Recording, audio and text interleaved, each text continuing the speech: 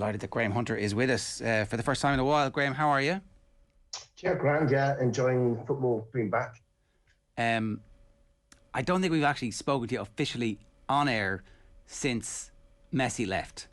So with the short distance of time that has passed, what do you think now? And what's your instinct and what's your feeling about this whole thing?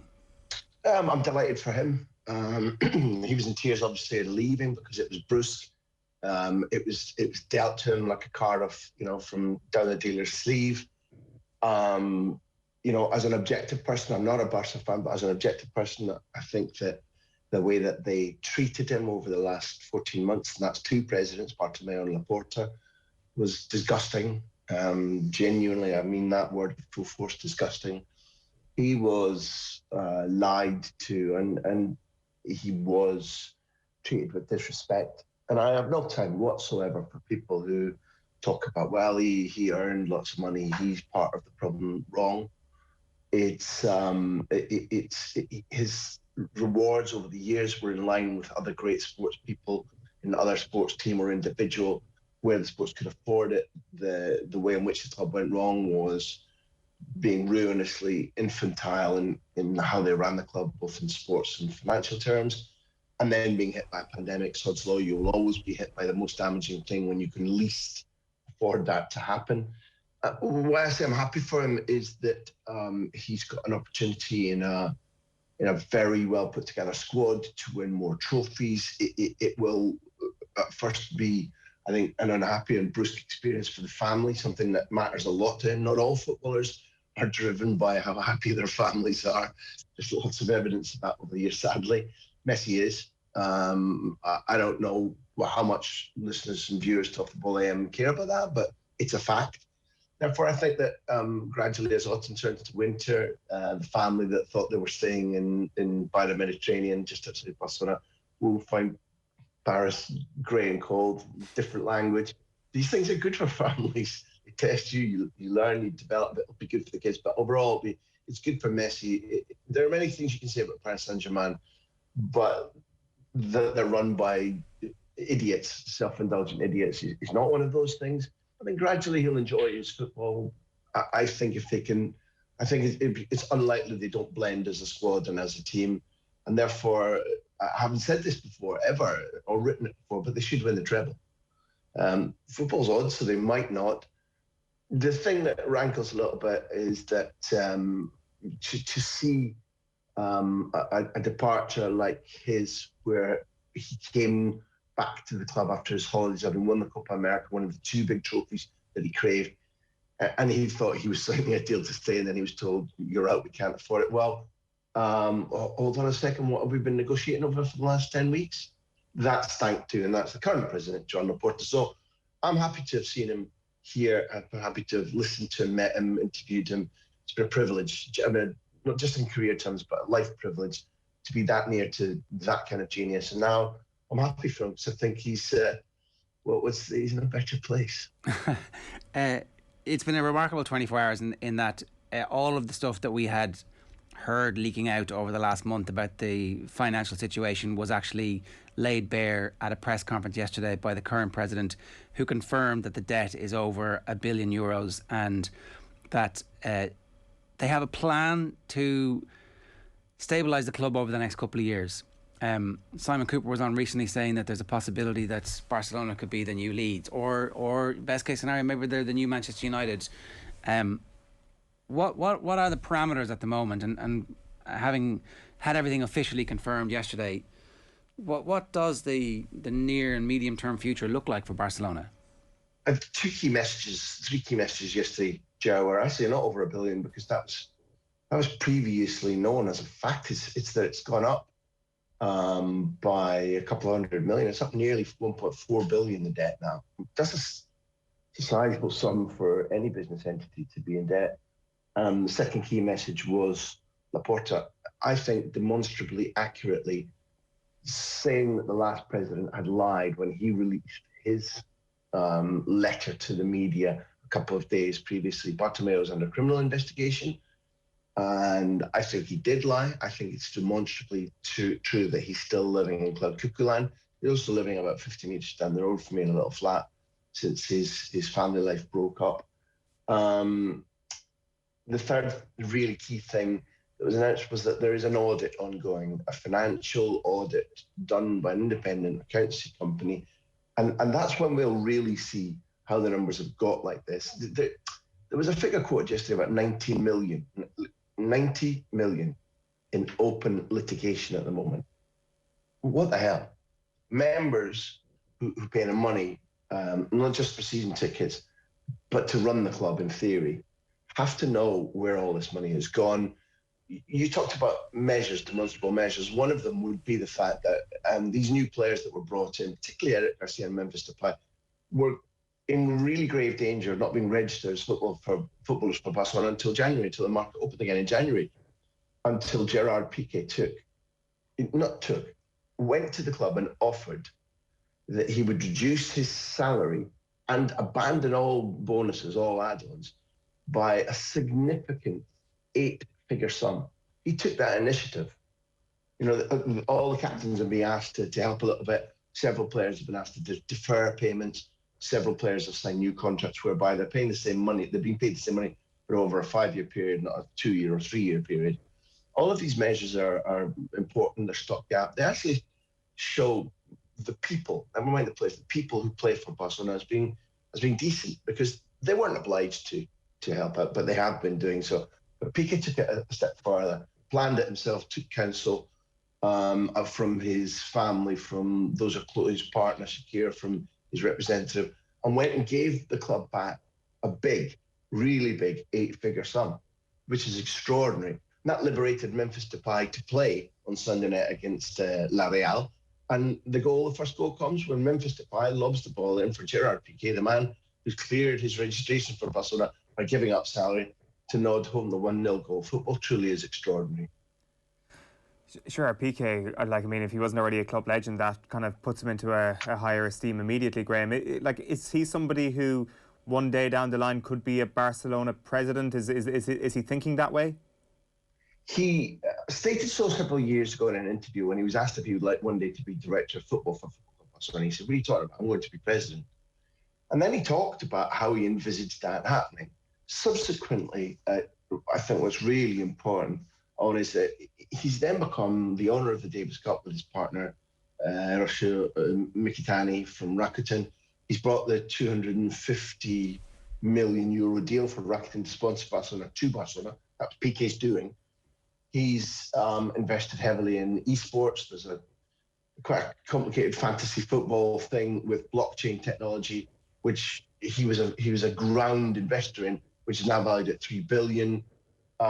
He's the president of FC and owner. He's the owner of FC Andorra. He is somebody who's needed to do all these things, plus get involved in Twitch. Don't even ask me what that is. I guess you understand Twitch. I don't. But he's invested in a moderately controversial social media youngster who all the footballers love, and via their channel in Spain, they bought the rights to Copa America. They've never had bigger viewing figures for Copa America in Spain than via a Gerard Pique-funded project on Twitch. Look, I specifically asked around his entourage yesterday whether the plan was still on, and they said yes, that they definitely are trying to advise him not to, that it's a lose-lose situation to become Barcelona president. It's a project for the future. He wants to play till he's 37. He's got so many business interests and a 3-kid family that I don't imagine that it's imminent. But I am convinced, 1, by his personality, 2, for his genuine love for the club, and 3, by his how would you call it, almost all-consuming need to be doing things that test him, that extend him, that cause him risk, and demand things of his own brain. He's a very bright man. He reminds me of Ferguson. Alex Ferguson, his old boss at Manchester United, always said that one of the key components in his armoury was that he would confront problems, look at them, actuarially evaluate the risks of various decisions, and then do it. And he said that always put him ahead of other managers who would be frightened of the nettle, wouldn't grasp it, would put things off, or wouldn't confront, say, problematic players or problematic officials above them, whatever it might be. Ferguson had that. Pique has that. They're not identical in many ways, but they are identical in that. And that's a very big business weapon to have. Therefore, yes, he'll be president, but he's not the solution to be next president and ride to the rescue and save the club.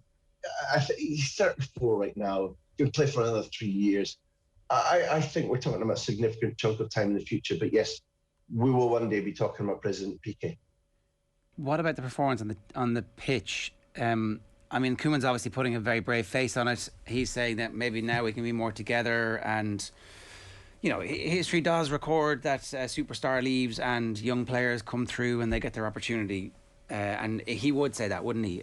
I guess is the thing. But is there any truth in it? Is there a possibility that actually some of those kids now are going to be getting a lot more game time, and that the team could be a reasonable team for the next 12 months? No, it's not a possibility. It's an actual fact that irrespective of how much they're going to miss Messi's cleverness and leadership and assists and goals, there's a potential La Liga winning team there this season. There's just no question about that at all. They're imperfect. There are areas where if things don't go well, they could be ruined. The atmosphere around the club, Koeman, you said, put a brave face in it. Well, he's only in a job because Laporta didn't really have the money to pay him to go away. Laporta said quite openly at the end of the season that he was gutted about the way they'd thrown away the chances of winning the league. He looked around. He didn't renew Koeman quickly. So Koeman's in a job not on the goodwill or patience, or Laporta not having the guts to grasp the net. They didn't have the money to move him out and move the right person in. So short term, that doesn't help a coach with the group of players. If things start to go wrong, do they look up at him and say, well, we know you're not here for very long? Marc-Andre ter Stegen hasn't recovered yet from his operation, and therefore Neto wants to go, and Neto, the keeper against La Real, the Brazilian ex-Juventus, Valencia, he wants to go, and they want to move him on, bring a kid in goal. So goalkeeping is an area where if there were problems, there can be real difficulties from being title winners. I would say they're not automatic title winners. There's a proper four-way battle for the title this season, but Barcelona are more than good enough to win Spain's Primera División this season. And you talked about youngsters. I'll just say that without any question, there's a clutch. Over the next months, we're going to be talking about Nico Gonzalez, the son of the brilliant Deportivo La Coruña player Fran. Remember him being the leader of the dismantling of European champions AC Milan for Deportivo La Coruña, lost 4-1 into the 0-1 4-0 up in La Coruña. We're going to be talking about Gavi. You already know about Ricky Puig. Pedri's a literal phenomenon. They've been brave enough that Ilaix Moriba, who is an outstanding footballer, I mean, outstanding at 18, central midfielder. His agents have been asking for so much money that Barcelona just said, no, we can't do it. And they're going to lose him, unfortunately, which is just criminal for those who are Barca supporters. Wonderful for whoever picks him up, whether it be Arsenal, whether it be Real Madrid. Ilaix Moriba, look out for the name. You'll both have seen him a little bit, but look out. There is a clutch of youngsters who are very, very good. There's a senior squad which is too big. They need to move some of them out. But it's also motivated, very, very good. For 80% of the match against La Real, they play really good football. Leo Messi going to Liga means that people will watch more of that. But I swear to you, look at La Liga this season. There was already fabulous football this weekend. Real Madrid played beyond all expectations. It's a proper Sevilla, Atleti, Barca, Real Madrid four-way battle. And it will be from this weekend just started, which is week 1, until May. A proper competitive league, and still jam-packed of brilliant technical ideas and creative fantasy. So it's a beautiful league, but it's a proper league competition this season. Is Carlo Ancelotti finally going to be the Gareth Bale whisperer? He was last time. Do you remember? 2 things really stand out last time. He played him at centre forward, outright centre forward in the front 3 in the Clásico at Camp Nou, which they lost, and then during the game, Carlo went, no, this isn't working. But when he won so many trophies, 4 in his first year, it was by being given Bale. He didn't know he was getting Bale. It came later with Daniel Levy was the horse entry whisperer in that deal, and he put Bale up front with Benzema and Cristiano, and he made Di Maria come back into midfield, a 3-man midfield, and reconverted that brilliant Argentinian wide striker into a midfielder, he and Paul Clement, and they won the Champions League and 3 other knockout trophies. So, yeah, I think Bale is going to be important. I think that he did adequately at the weekend up at Alaves. It's patently clear that this is going to be a goodbye year. He looks fit and motivated. He's got somebody who can speak English to him, somebody that understands how to drive him. There's a completely new fitness trainer in, which is one of the problems that Bale suffered in latter times under Zidane. So, yeah, Real Madrid, I just said, I think they're title contenders. There are problems everywhere. And what makes them title winners, I think, is if they get Kylian Mbappe.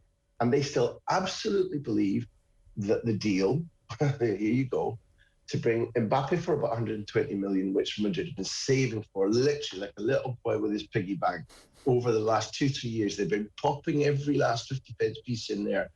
And they reckon they'll get Kylian Mbappe before the market closes. I'm not saying they will, but they believe they will, and that Cristiano Ronaldo will go from Juventus to Paris Saint-Germain.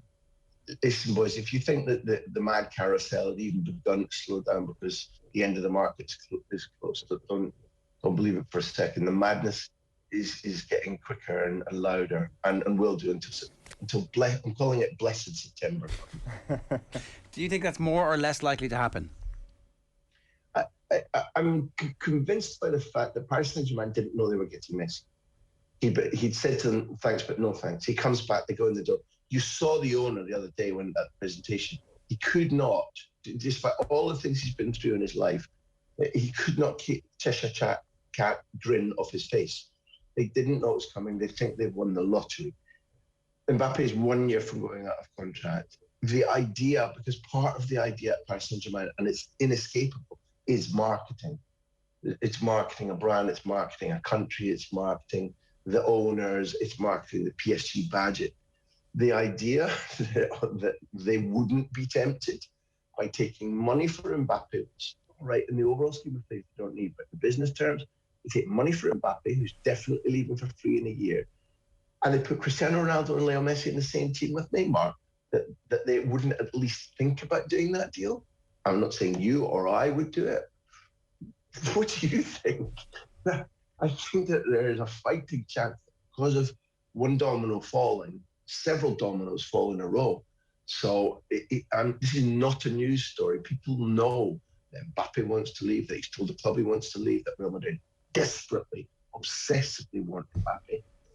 And Cristiano Ronaldo's not particularly happy at Juventus and has told them that he'd like to find an exit. It's just watch this space. It's sort of big, sort of comical James Bond villains playing, with the rest of us like pawns. Yeah, for sure. Graham, great stuff. Thanks a million for joining us.